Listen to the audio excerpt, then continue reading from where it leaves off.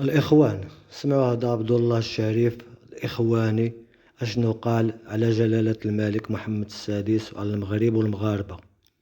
طويلة كده. والأسبوع ده يحصل حاجة شبيهة كده ولو حتى من بعيد، مع اختلاف الشخصيات والتواريخ والجغرافيا. المغرب الشقيق يوم الخميس اللي فات 30 يونيو 2026 بيحتفل فيه الأستاذ محمد السادس ملك المغرب بعيد جلوسه على العرش رقم 27، زي ما حضرتك بتحتفل كده كل سنة بعيد جوازك وتستعيد الذكريات الجميلة بجلوسك على الكوش. فإذا بهذا الاحتفال الكبير اللي كان المفروض ياخد الأنظار كلها لتطوان المغربية، حيث الموسيقى العسكرية والألعاب النارية يختفي تماما جنب حدث تاني أكبر على بعد 40 كيلو شمالا، وبالتحديد على شاطئ الفنيدق، آخر مدينة مغربية قبل السلك الشائك اللي بيعلن انتهاء الحدود المغربية وبداية الحدود الأوروبية وبالتحديد دولة إسبانيا، ومن أمام مدينة سبتة يعني الأسبانية. وفي تمام 9 صباحا يا مولانا كانت تجمعات المغاربة وصلت عشرات الآلاف من البشر، شباب وأطفال ونساء وشيوخ كمان، وكان الهدف واحد: العبور حالا والآن وناو إلى سبت، يعني أسبانيا، يعني أوروبا وأحلام الثراء والحريات. وبالفعل تنطلق الأفواج زي ما العيون كلها شافت حول العالم برا وبحرا، وبالفعل تتمكن من الدخول إما عبر البحر أو حتى عبر الأسوار اللي هي كانت على الأرض. وفي نفس اليوم تطلع الأصوات اللي قالت إن دي كانت إشارة من الملك نفسه في يوم جلوسه على العرش، في حين ما أصوات أخرى قالت لا، ده كان مجرد تجمعات شعبوية عن طريق جروبات الفيسبوك وغيرها، وما بين هذا وذاك. فيلا بينا نطير إلى المغرب الشقيق لنعرف إيه الحكاية وكيف ولماذا كان هذا. طب يلا بينا. مولانا بحكم محكمة يوم 8 يوليو سنة 2026 المحكمة العليا في أسبانيا أصدرت حكم في قضية مهاجر جزائري اتمسك الراجل وهو بيعوم ناحية مدينة سبتة، والحكم بيقول باختصار إن اللي اتمسك بيعوم ده ما ينفعش ترجعه على بلده على طول، ولازم إجراءات فردية لكل حالة وتدرسها وتشوف تستحق ولا لا. كلام قانوني تماما من النوع اللي محدش بيقراه غير المحامين، ولكن السوشيال ميديا بقى تاخده حضرتك وتترجمه إلى العنوان الكبير: إسبانيا فتحت الحدود. وهنا بقى بسرعة تشتغل المكنة. جروب فيسبوك اسمه حراجة سبتة وصل 20,000 عضو في كام أسبوع بس، واخدين الموضوع جد يا مولانا وبينشروا خرايط لموضوع المسافات إلى حاجز طرخال ده، ومن الناحية التانية أرصاد وحالة البحر يوم بيوم وكده. لا ثواني معلش يا مولانا، ويبقى إيه حاجز طرخال ده أساسا؟ ده يا حبيب أخوك يبقى الحاجز الحدودي بين المغرب الإفريقي الفقير المعدم اللي احنا كلنا كده منه من الناحية دي، وبين أوروبا من الجانب الآخر اللي هي سبتة الأسبانية بالصلاة على النبي عليه الصلاة والسلام. طب ما أنا طول عمري بتعلم إن دي قارة أفريقيا ودي قارة أوروبا، وفي بيننا في النص بحار ومحيطات وبتاع، فإزاي بقى لينا حدود برية وحواجز وأسوار؟ إزاي؟ وبعدين أسبانيا دي مش طول عمرها فوق هنا آخرها عند البحر وجبل طارق، إيه اللي نزلها عند أفريقيا؟ ياه، عايش انت سنة 711 ميلادية مع سبتة اللي عدى منها طارق بن زياد وفتح منها الأندلس، سبتة اللي كانت بوابة العرب والمسلمين إلى أوروبا، سبتة اللي ما كان عليها ملك البرتغال جواو الأول يا مولانا ب200 سفينة، وكان معاه ولاده أشهرهم الأمير هنري الملاح. وساعتها من الضعف بقى اللي احنا كنا وصلنا كنا احنا وسبتة بعيد عنك ما بقاش فينا حيل نقاوم. المغرب أخذ الاستقلال سنة 1956 واللي هي تبقى نفس السنة اللي ناصر كان بيخطب فيها عند ديليسيبس. حضرتك شفت بقى التاريخ منفذ على بعضه ازاي؟ صدق اللي قال الدنيا دي زي علبة الكبريت. طب ولما المغرب استقلت سنة 1956 زي ما بتقول، طب ليه ما خدوش سبتة ومليليا معاهم يا مولانا؟ عشان سنة 1963 ملك المغرب وقتها الحسن الثاني، واللي يبقى والد الملك الحالي، قابل ساعتها فرانكو اللي بيحكم اسبانيا في مطار باراخاس في مدريد، مدريد، وطلعوا بحاجه لذيذه كده اسمها روح برخاص. وروح برخاص دي ما كانتش تحضير عفاريت، دي كانت بتقول ان المغرب يفكوا من ملف سبتة وميليليا في الشمال ويركز على ملف الصحراء في الجنوب بمساعده اسبانيا. خد بالك اسبانيا اللي تسببت فيه اصلا في الملف بتاع الصحراء ده وعملت الدربكه دي وهي خارجه وقت الاستقلال. لا لا لا لا لا لا، ثواني يا مولانا عشان انا تهت من ارقامك وتواريخك. سبتة وميليليا اراضي اسبانيه ولا مغربيه يا عم؟ بالتاريخ مغربيه، وبالجغرافيا حتى لضعيف النظر هيقول لك مغربيه، بالفن مغربيه، وبالثقافه اراضي مغربيه، ولكنها تظل اراضي مغربيه محتله وتقع حاليا تحت السياده الاسبانيه. طب هنرجع تاني للسؤال اللي كان في الاول، الناس هجمت لوحدها ولا الملك اللي قال كلمه السر واداهم الضوء الاخضر عشان يهجموا؟ شوف يا زعيم الاغلبيه، المنطقه دي في المغرب عليها مشاكل، وفي زعامه عندهم هناك اسمها البوليزاريو بتقول دي اسمها صحراء غربيه، والمغرب بيقول لا دي جزء لا يتجزأ من البلاد واسمها الصحراء المغربيه. وفي مايو من سنه 2021 اسبانيا تستقبل زعيم البوليزاريو وعندها باوراق مزوره للعلاج، فالمغرب طلعت وقتها جمله رسميه كده افهمها انت زي ما تفهمها، قالوا هناك افعال لها عواقب. وبعدها بايام قليله بس الحرس المغربي يغض الطرف فيروح متسلل من المغرب الى سبتة دي 10,000 بني ادم فيهم 1500 طفل. متخيل الرقم؟ 10,000 بني ادم في يومين اتنين بس. والبرلمان الاوروبي اجتمع ساعتها وادان المغرب لاستخدام الاطفال كاوراق ضغط سياسي. واخد بالك انت؟ زعلانين على الاطفال اللي كانوا لسه بيرموا عليهم غاز الخردل من الطيارات من شويتين. المهم ان النتيجه كانت ان اسبانيا ركعت بالفعل، وفي مارس من 2022 سانشيز بعت جواب لمحمد السادس بيدعم فيه علنا خطه الحكم الذاتي المغربيه في الصحراء، وانقلب على الحياد اللي اسبانيا طول عمرها بتتبناه. فاللي هو واضح امام العيان الخطه نجحت والابتزاز اشتغل يا عمنا. ودي الحاله اللي بتخلي الناس مرجحه تواطؤ الحكومه المغربيه في الموضوع، بل اتهمها ان هي اللي دبرت ده كله. بقى المغرب اللي لو في معارض طلع في قريه من القرى تحت في الجنوب وقال كلمه لا، هيكون واقف تاني يوم بيتحاكم في محكمه العاصمه. مش عارف ان في جروبات بعشرات الالاف بتتحضر؟ ما لاحظش حركات التنقل والسفر من كل المدن والقرى اللي طلعت منها الاعداد الهائله؟ طب ما سجلش تجمعات البشر على شاطئ الفنيدق؟ ده اسبانيا اللي على الناحيه التانيه تماما عملت تقرير استخباراتي رصد حمله على تيك توك وواتساب عمل حوالي 11 مليون مشاهده في 3 اسابيع. انت بتتكلم عن قرب 50,000 بني ادم، حاله اوروبا بحالها قالت انها لم تمر عليها في تاريخها. يعني برضو بتتكلم في 3/4 سكان سبتة كلها. وزراء داخليه اوروبا كاتبينها في جوابهم الرسمي بالحرف، اكبر عبور حدودي غير نظامي مسجل لدخول اوروبا في فتره وجيزه. طب وانت زعلان يعني يا مولانا ان المغرب يسترد ارض؟ زعلانين انت وكل الناس اللي بتنظر دي ولا ايه؟ مش فاهمك انا برضه. اظن انك عارف الاجابه وعارف اني مع رجوع الارض لاصحابها مش هناقشها. القصه كلها تكمن في التوقيت، وهل بالفعل ملك المغرب رتب الحكايه دي مع الصهاينه والامريكان علشان يأدبوا اسبانيا في موقفها من القضيه الفلسطينيه؟ هل فعلا غض الطرف وساب الشباب يرموا نفسهم في المهلكه دي في يوم العرش وهو عارف اصلا ان سبتة عدد سكانها 84,000 بس وما فيهاش لا اماكن تستوعب الرقم ده ولا حتى اكل ولا شرب؟ ورجعت الناس بعد يومين من الجوع والعطش والرمي على الارصفه، ده غير المطارده وقله القيمه. هل فعلا رماهم متعمد الرميه دي بعد تطبيع معلن مع الكيان من 2020 مقابل اعتراف امريكا بمغربيه الصحراء المغربيه؟ الناس مش مستبعده بعد ما شافت لواء جولاني اللي بيحرق في غزه وهو بيتمرن في عز الاباده على ارض مغربيه في مناورات الاسد الافريقي سنه 2025 السنه اللي فاتت. وبرضه هقول لك لا في خبر معتمد ولا ورقه ولا مستند تثبت او تقول ان الحكومه المغربيه عملتها متعمده لصالح فلان او علان، ولكن الاشارات دي كلها هنتجاهلها ونقول صدفه بحته. يعني مايكل روبن الباحث الامريكي المتصهين لما ينشر مقال في مارس من 4 شهور يدعو فيه لمسيره خضراء جديده على غرار اللي كانت متجهه الى الصحراء سنه 1975، ولكن المره دي الى سبتة لتأديب سانشيز في 2026،